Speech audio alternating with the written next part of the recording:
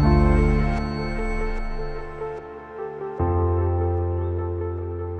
je voudrais qu'on prenne la Bible ensemble. Marc 9, verset 14. Lorsqu'ils revinrent vers les disciples, ils virent autour d'eux une grande foule et des spécialistes de la loi qui discutaient avec eux.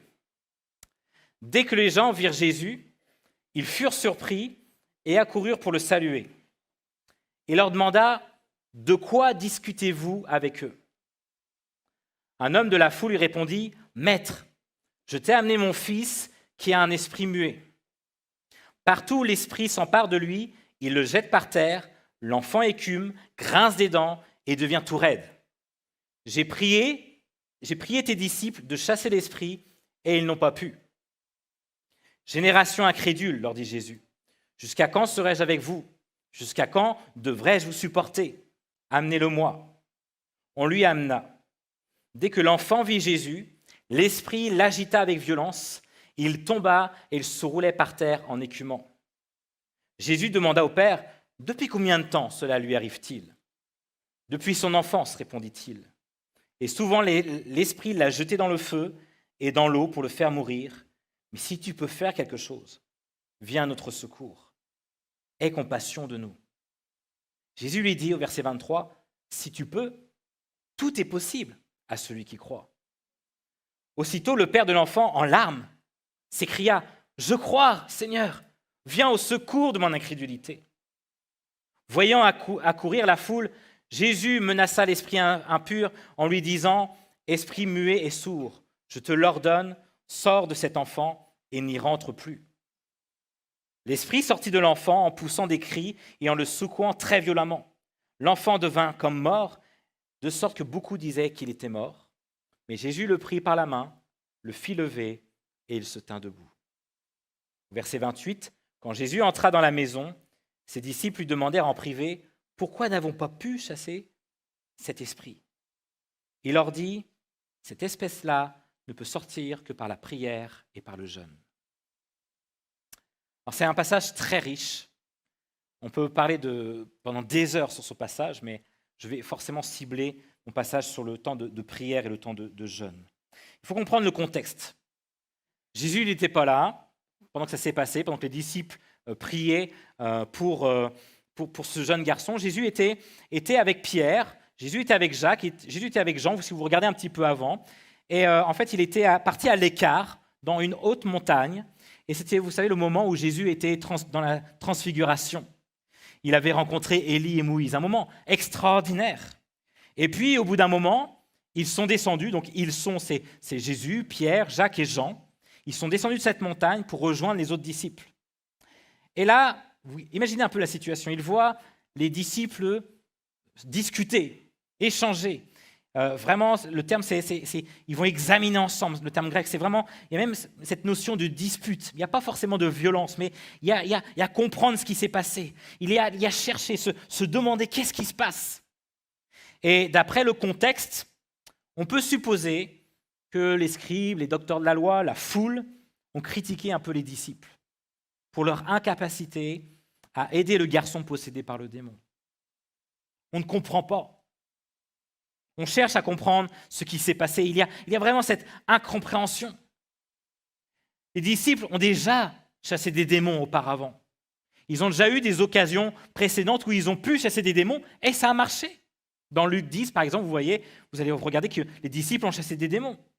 Et en plus de cela, auparavant, Jésus leur a donné une autorité sur les esprits impurs. Si vous regardez dans Marc 6, verset 7, il est marqué « Alors il appela les 12 et commença à les envoyer 2 par 2 et il leur donna autorité sur les esprits impurs. » Et là, Jésus était parti dans cette montagne avec Pierre, avec Jacques, avec Jean, et les autres disciples étaient là, restés, et ils n'étaient pas capables de chasser le démon de ce garçon. Ils n'ont pas pu briller pour Jésus. Et on peut supposer que les docteurs de la loi ont profité de l'absence de Jésus pour parler aux disciples. Peut-être qu'ils ont dit « oh, Jésus, il n'est pas là. Vous n'êtes même pas capable de chasser les démons. Vous n'êtes pas forcément...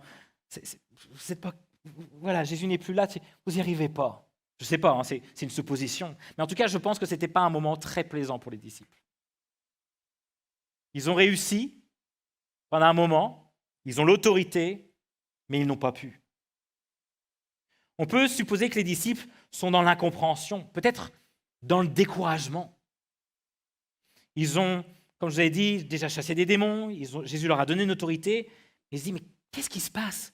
Qu'est-ce qui ne va pas? Et Jésus, en fait, on a fait ce que tu nous as demandé de faire. Tu nous as donné cette autorité, nous avons déjà fait, mais ça ne marche pas. Qu'est-ce qui ne va pas? Regarde le monde autour de nous, nous rabaisse. Regarde, nous sommes la honte. Qu'est-ce qui ne va pas? Pourquoi ça ne marche pas? Parce qu'apparemment, l'autorité de Jésus et l'expérience ne suffisent pas. Qu'est-ce qui ne marche pas? Et parfois, ce sont des questions que nous nous posons. Parfois, ce sont des questions qui viennent dans l'esprit, peut-être en disant, mais Seigneur, pourquoi dans telle situation c'est difficile? Alors c'est sûr que Dieu est un Dieu souverain. Sa volonté, c'est lui qui gère vraiment les situations et peut-être il y a des moments très difficiles que nous vivons. Et c'est sa volonté, on voit que Dieu est à l'œuvre, malgré peut-être des déceptions que nous avons, malgré des décès, malgré des conflits que nous avons. Dieu est toujours à l'œuvre derrière cela. Et parfois, on se cache beaucoup derrière cela en disant, mais c'est peut-être la volonté de Dieu. Et que nous oublions quelque chose d'essentiel. Vous avez vu que le thème de cette semaine, c'est marcher dans la lumière. Et moi, je suis convaincu que chacun de nous voulons briller pour Jésus. Est-ce que c'est vrai? Est-ce que tu veux dire à ton voisin, moi j'ai envie de briller pour Jésus? Avec conviction. J'ai vraiment envie de briller pour Jésus. Je ne pense pas qu'il y en a un parmi nous qui dise, moi, je n'ai pas envie de briller pour Jésus. Je n'ai pas envie de marcher dans la lumière. Ça m'étonnerait qu'il y en ait un comme ça. Et ce matin, je voudrais vous parler pour introduire ce temps de semaine de jeûne et prière, de comment marcher dans la lumière.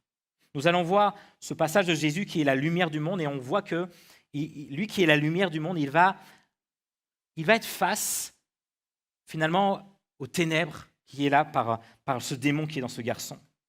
Et on va regarder au verset 14. Il marquait, lorsqu'ils revinrent, donc on parle de Jésus, de Pierre, de Jacques et de Jean, vers les disciples, ils virent tout autour d'eux une grande foule et les spécialistes de la loi qui discutaient avec eux. Écoutez bien, dès que les gens virent Jésus, ils furent surpris et ils accoururent pour le saluer. Ils ont reconnu qui était cette lumière. La lumière est là. Les choses vont changer. Les discussions s'arrêtent. Les ragots s'arrêtent. Le désarroi des disciples n'est plus au centre des discussions. Jésus est la lumière et il vient briller sur cette scène. Imaginez, il a passé, Jésus, un temps extraordinaire dans ce temps de transfiguration avec Moïse et Élie. Un moment extraordinaire. Et puis il va rejoindre les autres disciples et il voit cette scène où il y a un peu du bazar. Il y a quelque chose qui ne va pas. Il voit les scribes, il voit la foule, il voit les docteurs de la loi et qui se disputent. Un père qui est en désarroi, un garçon qui est possédé par un démon, ses disciples qui sont vaincus. Il arrive, Jésus vient et il dit, mais qu'est-ce qui se passe? Qu'est-ce qui se passe?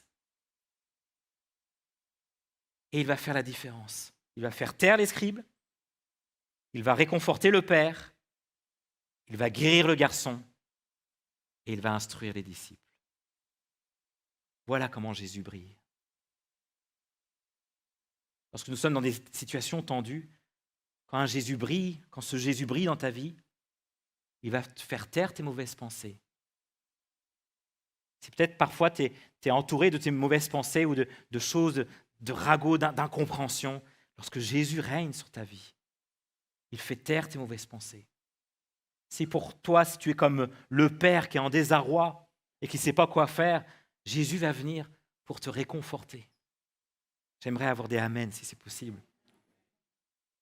Si il voit quelqu'un, ce démon, ce petit garçon qui est possédé, Jésus vient pour guérir. Et c'est peut-être pas une guérison parce que tu es sous l'influence d'un démon, mais une guérison aussi physique, peu importe la guérison, Jésus vient te guérir. Et si tu te sens comme abattu, comme vaincu, Jésus vient pour t'instruire. Dans des situations complexes que tu peux vivre, il vient là, il est la lumière et il va donner la paix que nous avons besoin. Et dans ces instructions qu'il va donner aux disciples, il y a des éléments que nous devons saisir pour commencer notre temps de jeûne et prière.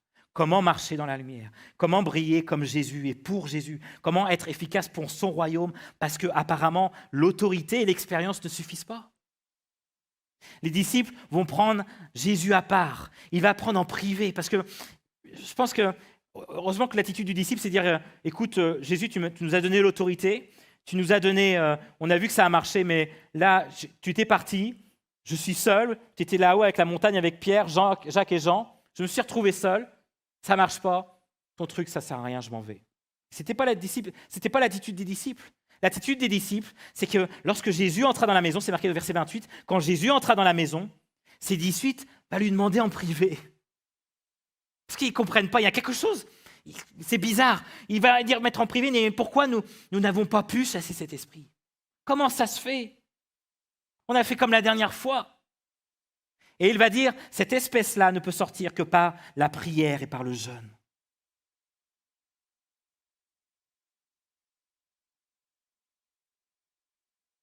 Peut-être que les disciples ont attendu de Jésus une autre réponse. Dit Jésus, je ne comprends pas, qu'est-ce qui ne va pas? On a fait comme toi, on a l'autorité, on a prié pour ce démon, on l'a déjà fait. Et puis Jésus va leur dire, j'ai un secret. Ah ouais, c'est quoi le secret? Ouais, tu verras, c'est un secret. Ouais, c'est vrai, tu verras que ça va changer les choses. Alors qu'est-ce que ça peut être? Est-ce qu'on doit aller aussi dans cette montagne de transfiguration? Est-ce qu'on doit faire des choses extraordinaires? C'est quoi ce secret, Jésus? La prière. Je pense que ils ont dû tomber de haut. Quoi? C'est tout? Il n'y a qu'autre chose? Non. Il y a la prière, il y a le jeûne. C'est ça qui fait la différence. Et on pense que la prière n'est... J'en sais que ce n'est pas si insignifiant, mais ce n'est pas très concret. Les pasteurs nous saoulent avec ça. Les pasteurs nous cassent la tête. Nous parlent de prière. Nous parlent de jeûner. Et pourtant, Jésus, lorsqu'il était sur terre, il ne va pas cesser de parler de l'importance de la prière. Jésus va prendre le temps à expliquer l'importance de la prière. Jésus va mettre en évidence la valeur de la prière. Il va dire, bien avant, au Matthieu 12, au début, au Matthieu 12, verset 22, « Tout ce que vous demanderez avec foi par la prière, tout ce que vous demandez avec foi par la prière, vous le recevrez. » Ce n'est pas n'importe quoi, la prière.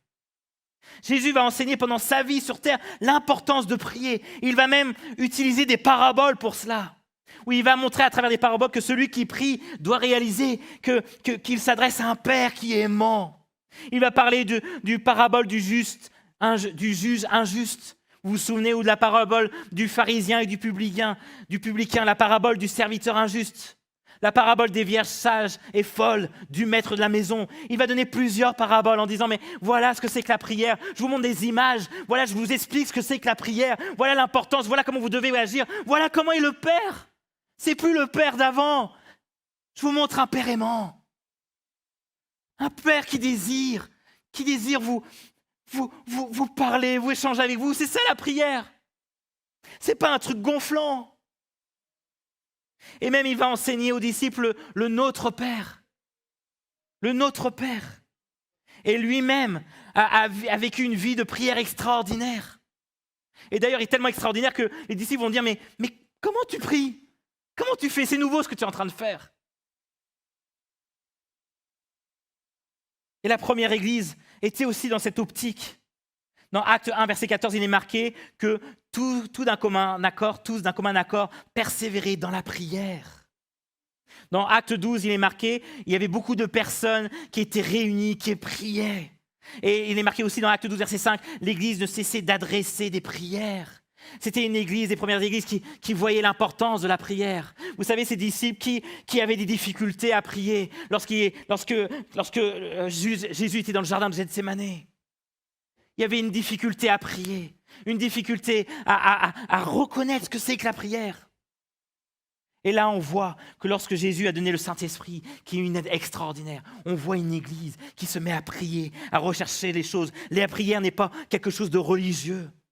La prière, ce n'est pas une citation. La prière, ce n'est pas un rituel. Ce n'est pas quelque chose de lourd à vivre. Ce n'est pas un fardeau. Ce n'est pas une sorte d'incantation pour nous protéger d'une manière superstitieuse.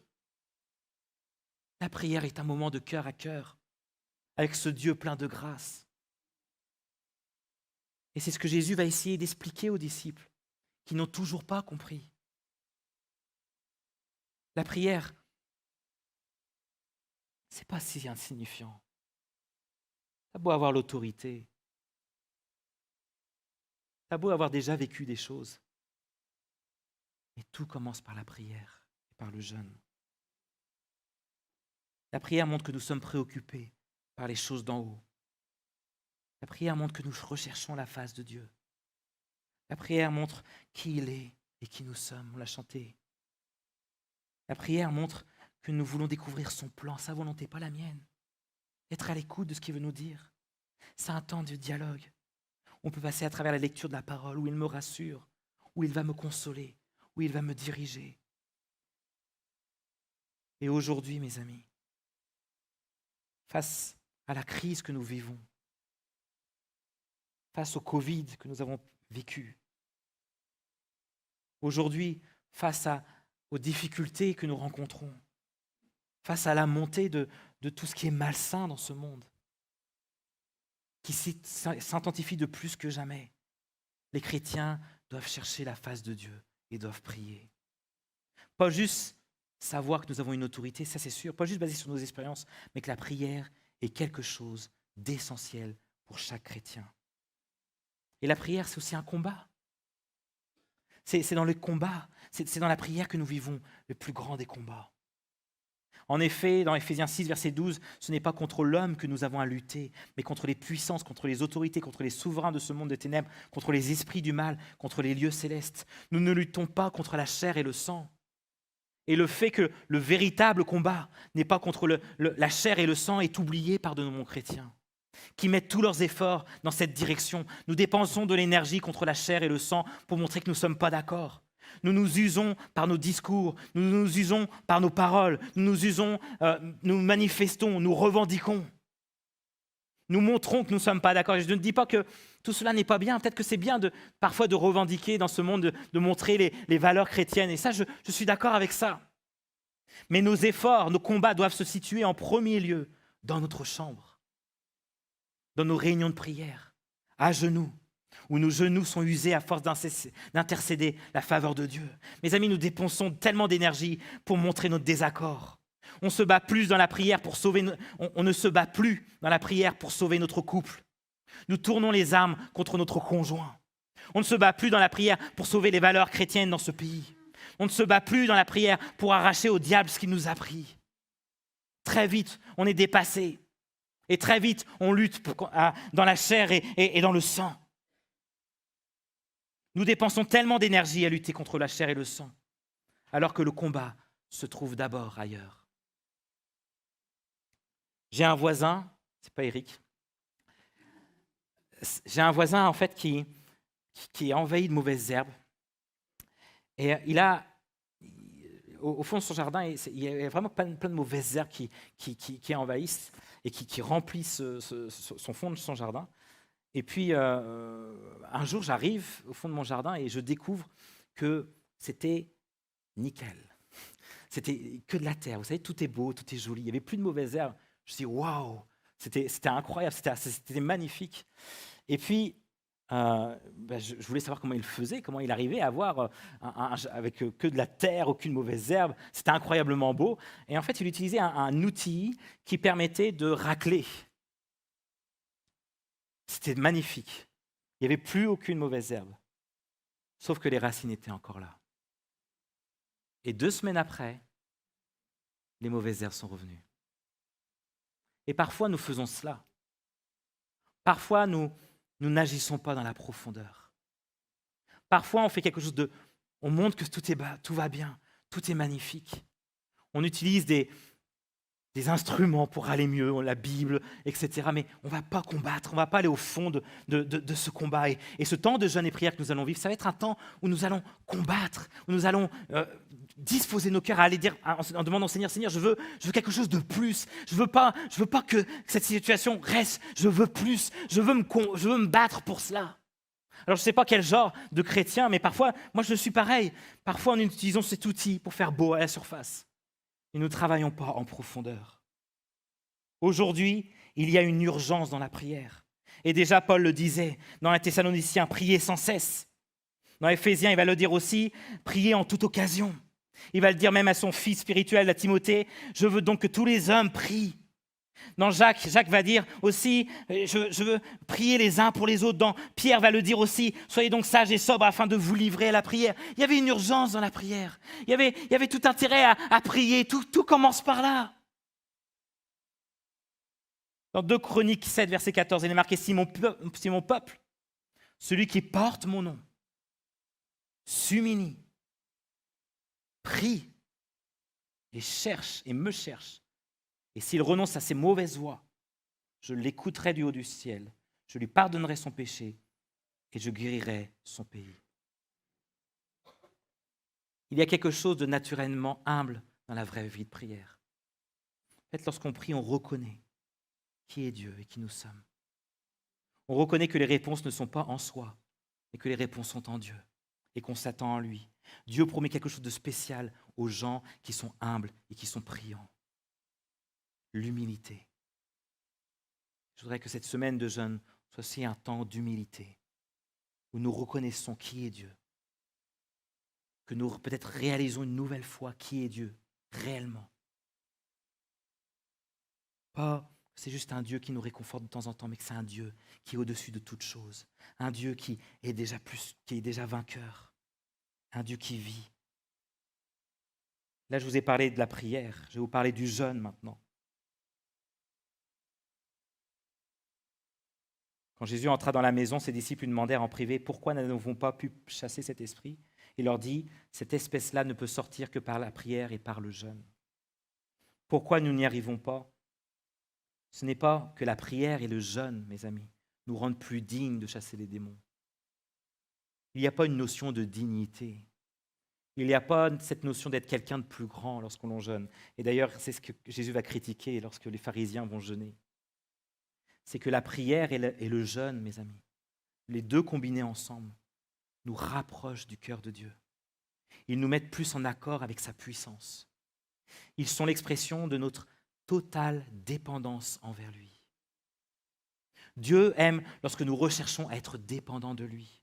Oh, ce qui me fait vivre sur cette terre n'importe peu. La nourriture m'importe peu. L'eau m'importe peu. Le plus important, c'est toi. C'est toi, Jésus. Viens dans ma vie. Viens montrer, viens te manifester. Viens manifester ton amour envers moi, envers là où j'ai des besoins, envers pour ton église, pour mon cas personnel, peu importe. Mais viens, parce que je veux être dépendant de toi. On est dans un monde où nous n'arrivons plus à être dépendants de Dieu. Nous avons tout ce qu'il nous faut. Nous avons un toit, nous avons de la nourriture, nous avons la santé, nous avons des hôpitaux à côté. Nous avons tout ce qu'il nous faut et le monde nous apporte, nous pousse à être indépendants de Dieu. Et parfois, nous devons peut-être réaliser une nouvelle fois qui est Dieu et réapprendre à être dépendants de Dieu. Le jeûne peut donner à la prière, mes amis, plus de ferveur. L'un et l'autre fortifient la foi qui avait peut-être manqué aux disciples à ce moment-là. Peut-être que soyons comme ces personnes-là en disant « Moi, j'ai besoin de plus de ferveur. » Est-ce qu'il y en a qui sont dans cette salle comme moi, qui disent « Moi, j'ai besoin de plus de ferveur. J'ai besoin de plus de ferveur dans la prière. J'ai besoin de plus de ferveur dans ma vie spirituelle. J'ai besoin de plus de ferveur, plus de feu pour toi, plus de ce feu dévorant pour avancer pour toi. » Est-ce que j'ai une église qui est comme ça? Est-ce que l'église Connect est comme ça? Une église qui dit « Seigneur, je veux briller davantage pour toi. Je veux briller pour toi, je veux être enflammé pour toi. Je veux que ma vie soit plus une vie bateau spirituelle dans la prière où je prends l'habitude de prier, mais je veux quelque chose de nouveau. Je veux être bouillonnant pour toi. Je veux que les ténèbres s'éloignent. Je veux briller pour ton royaume. » Oh Seigneur, je ne veux pas me sentir plus important que les autres. Je veux juste apprendre à être dépendant de toi. Juste apprendre à être à l'écoute de ta voix, juste être un instrument entre tes mains, juste être efficace pour ton royaume. Donne-moi cette ferveur. Richard Foster, un théologien américain, a déclaré « Plus que toute autre discipline spirituelle, le jeûne nous démontre ce qui nous contrôle. » Je vais le relire. Plus que toute autre discipline spirituelle, le jeûne nous démontre ce qui nous contrôle. Oh Seigneur, ce n'est pas moi qui veux contrôler ma vie, c'est toi. J'inviterai le groupe de louanges à monter déjà. Jésus jeûna avant de se lancer dans son ministère. Et Jésus parlait souvent aussi du jeûne. Il parlait pas, il disait lorsque vous jeûnez, etc. Parce que c'était dans la manière de l'époque, on avait l'habitude de jeûner. Le jeûne était important à l'époque de Jésus. Le jeûne était important à l'époque de Paul aussi, à un moment où il écrit. Il va dire, même, ça va être tellement important qu'il va même dire, ça j'ai été étonné, que même au sein du couple, vous savez, le couple, rien ne peut séparer un couple. Rien ne peut séparer, lorsqu'on prie pour vous, que nul ne peut séparer un couple, etc. Mais j'ai vu qu'il y avait quelque chose qui peut séparer un couple. Il est marqué, 1 Corinthiens 7, verset 5, « Ne vous privez pas l'un de l'autre, toujours dans le couple, si ce n'est d'un commun accord pour un temps, afin de vous consacrer au jeûne et à la prière. » Puis retournez ensemble. Mais il y a ce seul moment, tellement que c'est important, le jeûne et prière, là, au niveau du couple, prenez un temps séparément, un temps où vous vivez ce temps de jeûne et prière. Et puis après, vous retournez vite ensemble. Je trouve ça beau. Paul nous montre qu'il y a une importance dans ce temps de jeûne et de prière. Les premières églises avaient l'habitude de jeûner. Les responsables de l'église jeûnent lorsqu'ils choisissent des missionnaires et des anciens. On le voit dans Actes. Paul fait 2 fois référence à la pratique du jeûne. Et ensuite, il y a de nombreux manuscrits dans le 2e, le 3e, le 4e siècle, le 5e siècle. Par plusieurs fois, il est mentionné des paroles sur le jeûne, montrant un intérêt croissant pour le jeûne dans les premières églises. Seigneur, notre volonté, c'est d'être dépendant de toi. Seigneur, notre volonté, c'est que c'est toi qui contrôles notre vie. Notre volonté, que c'est toi qui brille en nous. Viens être cette lumière, viens nous éclairer. Et Ésaïe, on peut commencer à jouer. Ésaïe va décrire le jeûne. Et je voudrais terminer par cela. Ésaïe va décrire le jeûne et il va parler, c'est un beau chapitre, le chapitre 58 d'Ésaïe. Il va parler de ce que Dieu n'aime pas dans le jeûne et ce que Dieu aime dans le jeûne. Je ne vais pas prendre du temps à regarder tout ce chapitre-là, mais vraiment, je vous invite à lire à la maison. Mais dans Ésaïe 58, versets 8 à 11, le prophète Ésaïe termine son instruction en décrivant les bénédictions qui font suite à un jeûne accompli selon les critères divins. Il va parler que celui qui jeûne avec le profond et le sincère désir de mettre son cœur à nu devant Dieu, et de vouloir chambouler sa vie, connaîtra les bénédictions suivantes, je vais vous le dire. Alléluia. Alors ta lumière jaillira comme l'aurore. Et là, c'est marqué, sa lumière viendra comme l'aurore. Et ta restauration progressera rapidement. Il y a une restauration, il y a une guérison qui va germer rapidement. Ta justice marchera devant toi. Cette justice qui va marcher avec toi, qui va t'accompagner jour après jour. Et la gloire de l'Éternel sera ton arrière-garde. Alors tu appelleras et l'Éternel répondra. Il l'appellera et Dieu va répondre. Dieu est présent. Tu crieras et il dira, me voici. Et lorsque tu vas crier, lorsque tu vas parler, l'Éternel va dire, mais je suis là avec toi. Oui, si tu éloignes du milieu de toi la contrainte, les gestes menaçants et les paroles mauvaises, si tu partages tes propres ressources avec celui qui a faim, si tu réponds aux besoins de l'opprimé, ta lumière surgira au milieu des ténèbres et ton obscurité sera pareille à la clarté de midi. C'est incroyable, comment marcher dans la lumière. Sa lumière se lèvera sur l'obscurité et ces ténèbres seront comme le midi. C'est à partir de là que nous commencerons à marcher dans la lumière. L'Éternel sera constamment ton guide. L'Éternel, à chaque instant, chaque moment, il te guidera. Il répondra à tes besoins dans les endroits arides et il redonnera des forces à tes membres. Alors lorsque tu es asséché, lorsque ton âme est asséchée, lorsque tu te sens comme asséché dans ton cœur, il va rassasier son âme là où c'est un moment aride. Et lorsque tu te dis, mais moi ça va être difficile de vivre ce jeûne, j'ai pas envie de vivre ce temps de jeûne et prière, si tu te sens comme aride, alors vas-y, commence ce jeûne par ce pas de foi et il va redonner de la vigueur à tes membres. Tu seras pareil à un jardin bien arrosé, à une source d'eau, à une source dont l'eau n'arrête jamais de couler. Tu seras comme un jardin arrosé, comme une source d'eau dont les eaux ne tarissent pas, capable d'arroser ceux qui sont autour de nous. Notre jardin sera arrosé, mais nous arroserons aussi ceux qui sont autour de nous. Voilà comment marcher, comment débuter, comment arriver à marcher dans la lumière, comment se dire, moi Seigneur, je veux marcher dans la lumière. C'est réaliser que c'est lui qui va jaillir dans nos vies. Et puis, le prophète aborde une merveilleuse dimension dans laquelle chaque enfant de Dieu peut entrer, dans des couples qui se détruisent, dans des familles qui se décomposent, dans des relations qui sont brisées. Écoutez bien au verset 12. Grâce à toi, on reconstruira sur d'anciennes ruines. Tu relèveras des fondations vieilles de plusieurs générations. On t'appellera réparateur de brèches, restaurateur de sentiers fréquentés. Grâce à toi, on reconstruira sur d'anciennes ruines. Il y a des ruines. Peut-être que tu es une ruine, peut-être que tu es brisé, mais autour de nous, il y a des gens qui sont brisés. Autour de nous, il y a des personnes qui sont détruites. Grâce à toi, on reconstruira sur d'anciennes ruines. Tu relèveras des fondations vieilles de plusieurs générations. Peut-être que pendant plusieurs générations, il y a des familles qui ont été détruites, des familles qui sont en souffrance. On t'appellera réparateur de brèches. On t'appellera réparateur de brèches.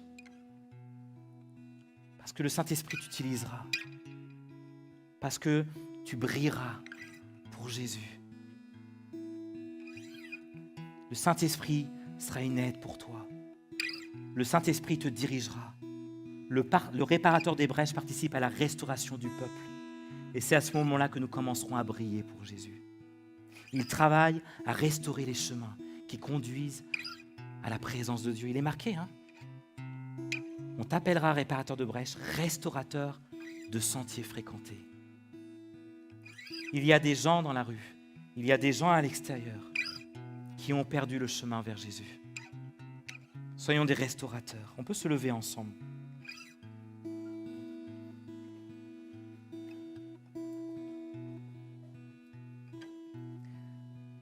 Laissons la lumière briller durant ce temps de jeûne.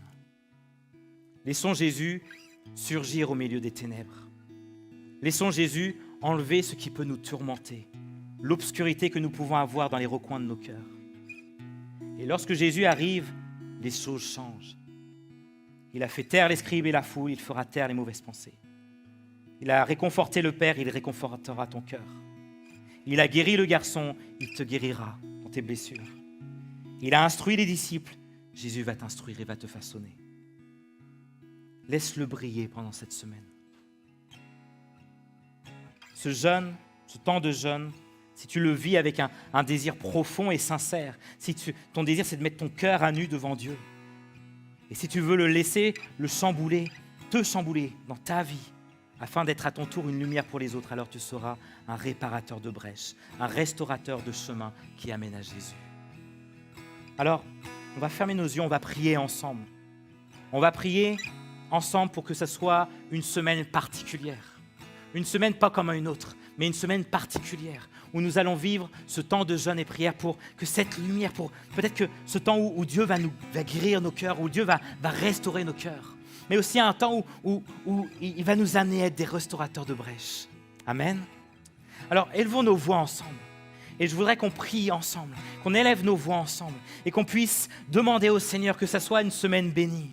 Que peut-être que celui qui n'est pas encore prêt à vivre ce jeûne puisse le faire vraiment avec, dire mais Seigneur, je vais le faire avec foi, avec cette volonté d'aller plus loin. Peut-on prier ensemble? Élevons nos voix et demandons au Seigneur, viens vivre durant ce temps de jeûne et prière. Viens vivre, viens t'initier dans notre culte personnel. Viens t'initier dans nos réunions de prière. Viens t'initier dans ce temps de Zoom. Viens t'initier dans chaque instant. Seigneur, viens briller dans nos vies.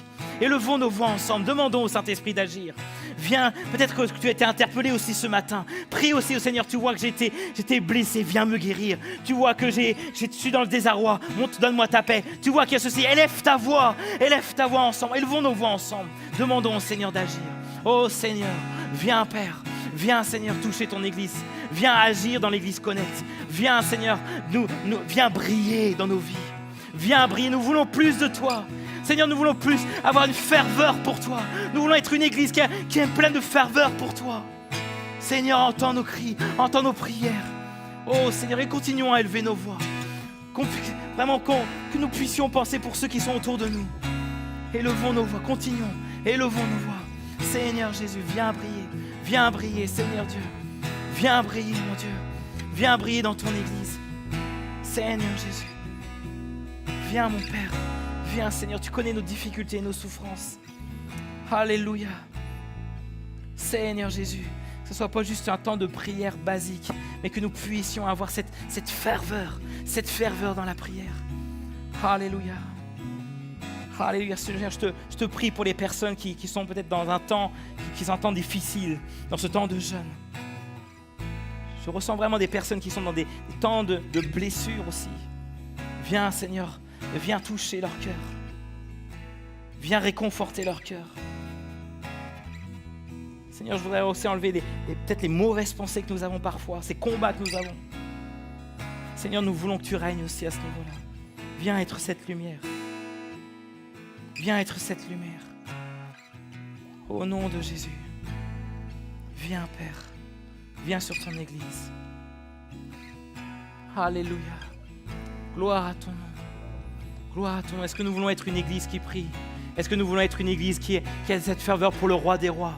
Est-ce que nous voulons être une Église qui veut prendre place dans ce monde et qui dit il y a un Dieu qui existe, il y a un Jésus qui existe et nous voulons montrer que ce Jésus existe, un Jésus qui est là, qui veut réparer des brèches. Est-ce qu'on peut donner toute gloire au roi des rois? Est-ce qu'on peut acclamer le roi des rois, le Seigneur des seigneurs, celui qui est victorieux? Parce que ce jeûne va faire la différence, les amis. Moi je le crois, ce jeûne va faire la différence. Que nous puissions vivre, que nous puissions pas vivre un jeûne comme un autre, mais disons, moi, mon âme, je veux bénir l'Éternel. Moi, mon cœur, je veux avoir cette faveur pour le roi des rois. Amen. Alléluia. Seigneur Jésus. Je ne sais pas s'il y a encore des annonces à la fin.